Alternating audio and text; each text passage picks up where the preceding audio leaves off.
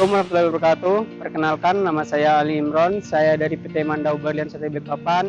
Di sini saya mewakili Fuso Indonesia. Nah, di sini saya akan menjelaskan bagaimana cara melakukan perawatan dan pengecekan pada Fuso Vector. Kenapa harus melakukan perawatan harian? Yang pertama, untuk meningkatkan kemampuan kendaraan serta menjaga keamanan. Yang kedua, agar kendaraan selalu siap untuk dioperasikan. Dan yang ketiga, untuk mendapatkan hasil yang efisien dan efektif. Nah, langkah-langkah yang pertama itu sebelum melakukan pemeriksaan itu, yang pertama pemeriksaan sebelum menghidupkan mesin dan sekeliling kendaraan. Yang kedua itu memeriksa ruang kemudi dan kecepatan rendah. Langkah yang pertama kita melakukan pemeriksaan pada oli mesin. Ya, sini kita bisa melihat takaran pada oli mesin sesuai dengan standar. Ini ada titik di mana standar pada oli mesin. Langkah yang kedua kita lakukan pemeriksaan pada air cleaner. Di sini posisi air cleaner. Pastikan kondisi air cleaner dalam keadaan bersih. Apabila kotor, lakukan penggantian agar kondisi mesin tidak terganggu sehingga tidak terjadi kerusakan. Nah, yang ketiga kita lakukan pemeriksaan pambel atau tali kipas. Pastikan kekencangan tali kipas ini sesuai dengan standar.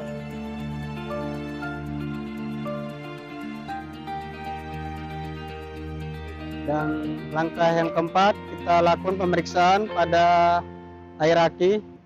Pastikan keadaan air aki dalam kondisi standar. Di sini ada tanda di mana ada low sama high. Pastikan kondisi aki pada kondisi high-nya. Selanjutnya kita melakukan pemeriksaan pada air kompresor. Lakukan pembuangan ini secara rutin untuk membuang air pada air kompresor ini. Pastikan tekanan ban ini dalam keadaan standar. Dan kemudian kita lakukan pengecekan pada bagian suspensi. Pastikan suspensi ini tidak ada kebocoran dan pada springnya tidak ada keretakan. Selanjutnya kita lakukan pengecekan pada minyak rem. Di sini kita bisa lihat tanda low sama high pada minyak rem. Pastikan kondisi minyak rem ini dalam keadaan high ya, sesuai standar. Bisa kita lihat. Selanjutnya kita melakukan pemeriksaan pada minyak power steering. Sini adalah tempat di mana kita melakukan pemeriksaan minyak power steering. Di sini kita bisa melihat tanda minimal dan maksimalnya. Pastikan dalam kondisi standar ya, posisi di maksimalnya. Dan selanjutnya kita melakukan pemeriksaan pada separator. Posisinya di sini. Dan di sini kita bisa lihat posisi separator dan double filter. Di sini melakukan penggantian.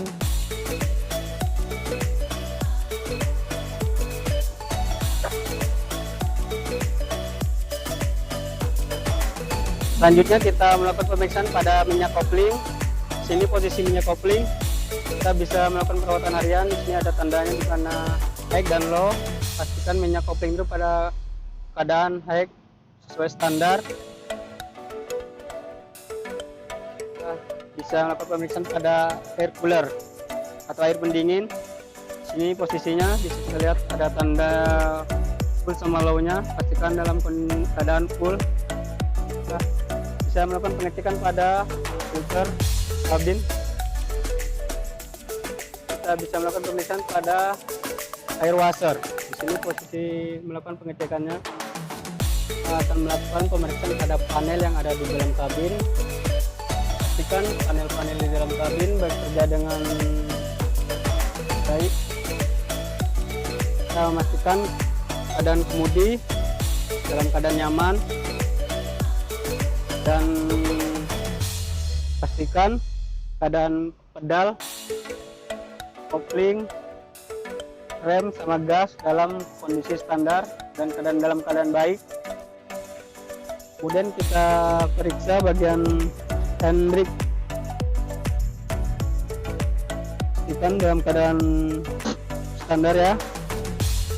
Kemudian kita melakukan pengecekan pada pedal gigi,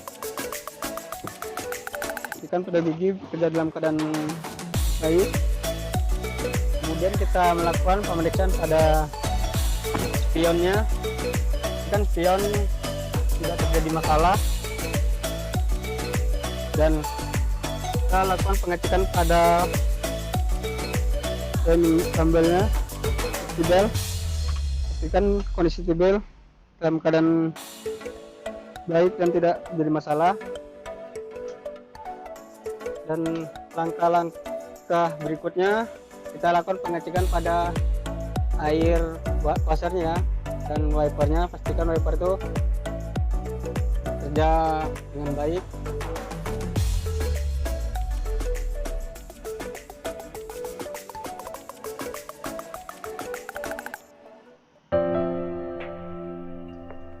Nah, dan perawatan harian ini sudah kami lampirkan di buku panduan yang akan kami serahkan kepada customer nantinya. Baiklah, cukup sekian dari saya untuk pengecekan dan pemeriksaan harian sudah saya jelaskan tadi. Sekian dari saya. Assalamualaikum warahmatullahi wabarakatuh.